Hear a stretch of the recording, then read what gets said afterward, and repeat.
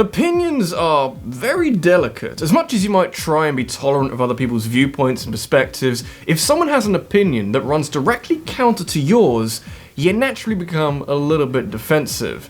If I've learned one thing from the many years in which I've sat down and made videos on the internet, it'll be that no one agrees with anyone.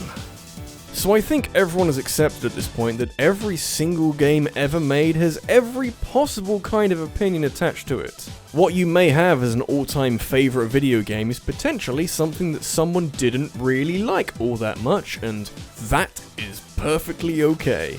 Discourse on video games becomes infinitesimally easier when you presume that people don't share your opinion on something. But often, highly successful, critically acclaimed video games have an overall positive vibe around them. And then there's games that no one can make up their minds about. Because we're complex creatures, damn it! Divisive games are really fascinating, and not just because the word divisive has 2 V's and 3 I's and I keep spelling it wrong. There are a shockingly high number of games out there that people are fairly split evenly down the middle on, where you can make convincing arguments against and also in favour of a game's quality. The ways in which you end up with such a polarising game are really interesting to me, since they often take large risks that don't resonate with everyone and make for intriguing case studies on how to divide your audience and pit them against each other, I guess.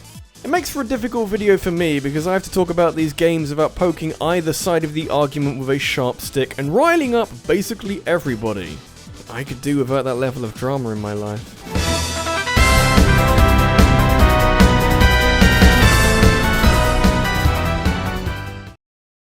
Halo games sure are neat, aren't they? Or they used to be. The franchise sort of lost its way after Halo Reach came out in 2010, around the same time that original developers Bungie were ousted in favour of 343 Industries and their featureless style of making video games. To their credit, Bungie continued to expand, and their departure from Microsoft gave them a great opportunity to branch out and explore new IPs. Which they did in 2014 when Destiny came out, another sci-fi first-person shooter. I mean, what else were they going to do? In anticipation of this, every gaming publication across the world was losing their mind at the prospect of Bungie having full creative control to make something exciting and new. I guess I can't blame them, since I'm pretty pumped to see what Hideo Kojima can do with that same kind of freedom. Hopefully Death Stranding is better than Destiny was. Halo is very different to Destiny since this new IP is online only, which has plenty of qualities, but it also promotes this idea of finishing a game after it comes out, and that is a very dangerous precedent to be setting when you're trying to convince the masses that this is where they should be spending their money. Day 1 Destiny was damn depressing, and it only got slightly better. Destiny occupies a special place in the world where Bungie made a fully functioning video game but forgot to put any structure or context around it. It's important when you're making online-only multiplayer shooters to contextualize all the shooting that you're doing so that you feel motivated to continue firing guns at bad guys and hunting for loot. Day 1 Destiny was very light on content, and the only thing to keep you playing was the core mechanics of the game that were nicely realized, and shooting all the guns feels good, but other important things like world building and lore building and, you know, the story and why I should give a shit about anything that is happening in this world, they didn't make an appearance until much later down the road. The issue was that virtually every review for Destiny when it came out was throwing around tens and glowing endorsements for this new sci-fi shooter, but they were only really looking at this game on a basic surface level. The mechanics are great because it's Bungie, rightly recycling ideas that work so well from Halo, but this can only carry you so far and not far beyond half a dozen hours. Subsequent updates have patched Destiny together into some kind of satisfying video game, and Destiny 2 has implemented a story from the start, but those days of playing the first game with very little understanding of what all of this meant lives long in the memory. People want to care about your game, just make sure you give them a reason to.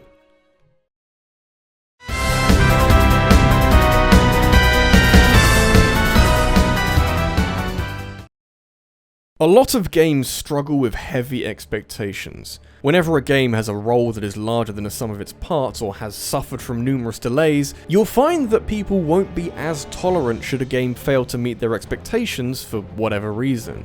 The problem with any game that is delayed is that usually this has happened for a reason. And while you do sometimes get games like Cuphead that was delayed a few times but shrugged off this stereotype to bless the world with one of the most uniquely stylized video games of all time, most of the time the delays have a profound effect on the final product. For example, we have The Last Guardian, which came back from the brink of development hell to produce a tangible product that people could actually sit down and play, which is a goddamn miracle considering how long we went without any information whatsoever on this thing.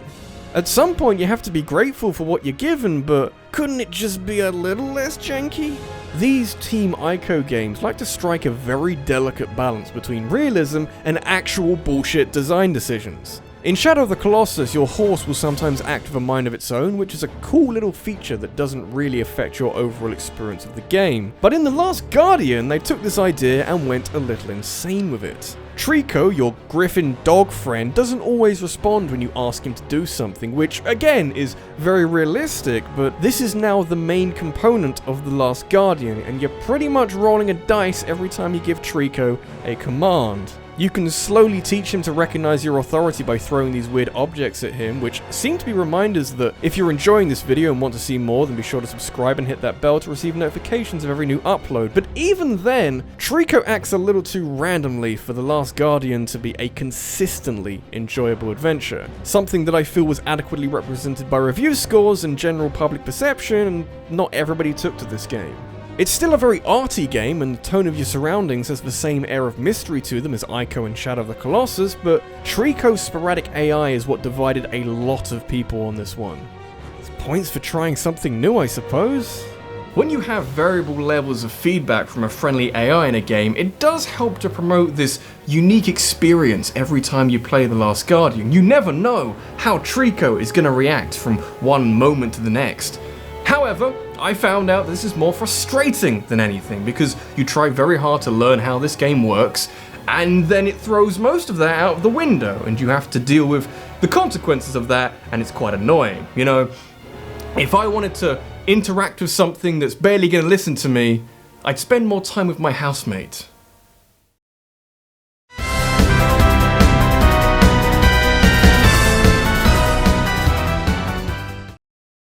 If you ever wanted to see what public opinion can do to a franchise's wider reputation, you needn't look past Sonic the Hedgehog. Recent negativity bias would tell you that Sonic is leaning towards the shittier side of video game history, being the star of precisely 0 good games and floundering around as a shadow of an icon born in the 90s that is hopelessly irrelevant in the 21st century. However, if you can rise above this current hyperbolic narrative, you start noticing that, hey, there's actually been a ton of really good Sonic games, with something as recent as Sonic Mania marking a genuine high point within the series. The problem is that there aren't many Sonic games that exist around the middle of the spectrum, where you get all these hugely contrasting arguments over how good one of these games is. Like, Sonic 06 is generally accepted to be a terrible game, and something like Sonic Generations is a series highlight to a lot of people. So really, you're looking for a game where the design choices themselves create division, and you are not going to find anything better than Sonic Unleashed. You know what a franchise that is struggling for consistency needs most of all? Huge, drastic design changes that ignore established convention in favor of making headlines that cause fans to lose confidence in a game that was supposed to represent a return to form after the disastrous Sonic 06. Yeah, that sounds fun, doesn't it? I can't see any way that would go wrong, do you? I like almost exactly half of this game, and you'll never guess which half. I actually really like the day sections where Sonic Unleashed operates like a typical Sonic game, but with a consistency and, honestly, a sense of speed that previous games never really attained.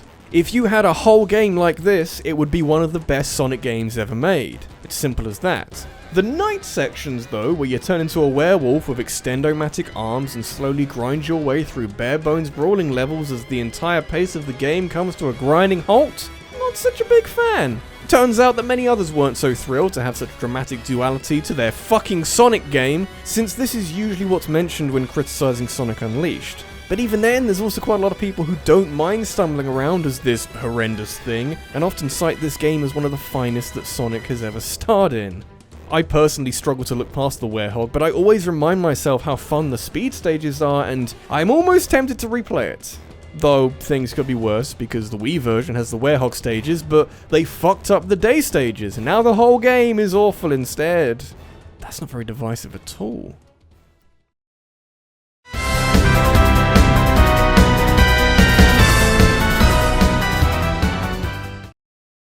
I feel like I'm walking on eggshells here because I want to illustrate how a game can be divisive and how people can feel very strongly at either ends of that argument, but also I have to illustrate these individual points and I have to determine how people come to these conclusions without necessarily showing my own hand. And that's really hard, and you know, I'm just trying to make friends here.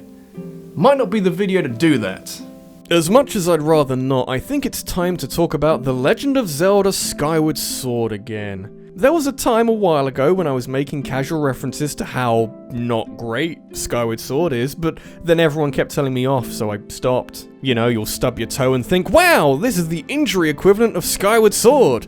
It won't kill you, but it will hurt just enough to ruin your day. Breath of the Wild might be the true teardown moment in this franchise where they decide to do away with so many previously established conventions, but Skyward Sword initiated a quiet revolution of its own by means of interlacing motion controls into every fiber of this game. A decision that on its own caused quite the stir. Often when people complain about Skyward Sword, they point to the motion controls that aren't as precise enough for a feature that is shoved into your face at every possible opportunity. Others didn't have issues, which is probably where I'd categorize myself, but luckily for me, there's a ton of other problems in Skyward Sword. It's a piñata full of goodies, and I only hate most of it. That's the awkward thing with Skyward Sword though, because while it has many shortcomings that mark it as a weird misstep in a franchise that has churned out quality games so very often in the past, it's not a terrible game really, it's not a great Zelda game. I actually like a lot of other design choices, like the Silent Realms are terrifying and have a beautiful atmosphere, the dungeons are generally really solid and have a ton of creative puzzles in them, the characters of Groose, Girahim and Zelda are some of the best that the series has ever had, but also Skyward Sword just kind of keeps going. You reach what feels like the natural end point where you'd then go off and fight the final boss, but nope. There's a whole another third of the game to play, and are you burned out yet? You should be by this point, I'll keep going. Divisive is a great word to describe Skyward Sword, since your overall opinion tends to hinge on how well, or otherwise, you respond to questionable choices like feed chiming in every 15 seconds, or the multiple fight against this doofy idiot. It was super weird for me in 2011 reading IGN's review of Skyward Sword where they vigorously filleted the game for 5 minutes, and then I played it, and no. When a game exists alongside other games from the same series that don't have as many issues, it becomes a difficult proposition to recommend it to others. Do you want the open playing fields of Breath of the Wild, or do you want to be led down the narrow corridors of Skyward Sword? Think of it as just another step on the road to success.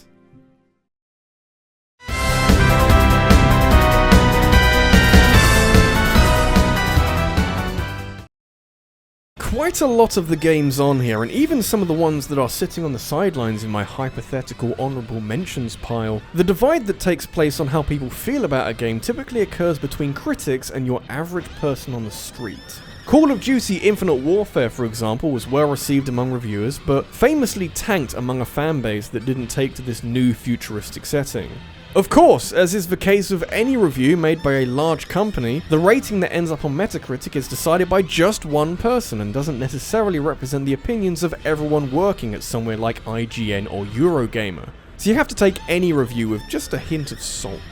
For really good and really bad games, you tend to see these opinions line up across the board, and yet, Deadly Premonition achieved this despite being neither of those things. It's one of the most polarizing games of all time, and no one knows how to feel about it. It's supposed to be a survival horror game, and I guess it is, if you look at some of the cutscenes from early Resident Evil games and run out of the room screaming. I think the best summary I can give would be that Deadly Premonition is a very, very Japanese game, where either some wacky writing or dialogue being slightly mistranslated has given the world this utterly surreal adventure in trying to understand what the hell is going on. You're an FBI agent who talks to his imaginary friend when he's not interrogating bizarre local residents or tackling supernatural zombie creatures. It's like if someone decided to turn Twin Peaks into a video game and also made every small part of that investigation playable, like fishing and playing darts. It's strange and very unrefined, but it has a certain charm to it that will keep you coming back to see what bizarre things the characters are going to say next. A lot of people weren't so kind to it though. Because if you were to look at Deadly Premonition from an objectively critical standpoint, then yeah, this game falls apart like wet tissue paper. Controlling your character feels far too clunky to be comfortable, the shooting is clumsy and archaic, and really bad for something that you'll be doing for most of the game, and even just navigating this world is a chore since traveling by car is complicated, and the map looks like a 5-year-old drew it. It is an awful video game that came out in 2010, but is a good 10 to 15 years out of time, and naturally a fair number of reviews chastised Deadly Premonition for being a horribly executed mess.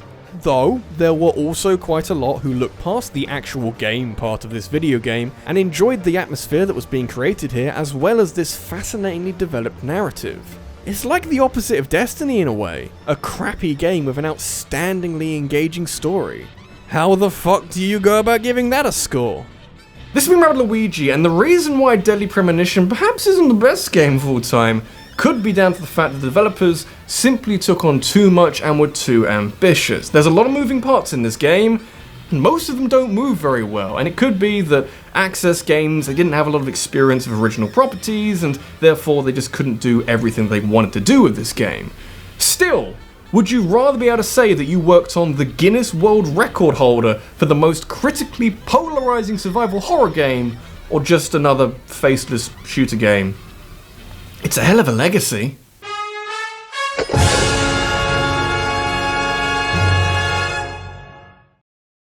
Have you got a topic that you'd like me to talk about next week? Make sure you leave a comment about that down below, because I'll be taking the most interesting suggestions and making a poll on the next video. In fact, here's one right now that I prepared from last week. I'll be revealing the winner of the poll on Twitter and taking suggestions for games to talk about that are related to that topic. So feel free to follow me over there so we can keep in touch. Thanks for watching, and I'll see you in the next one.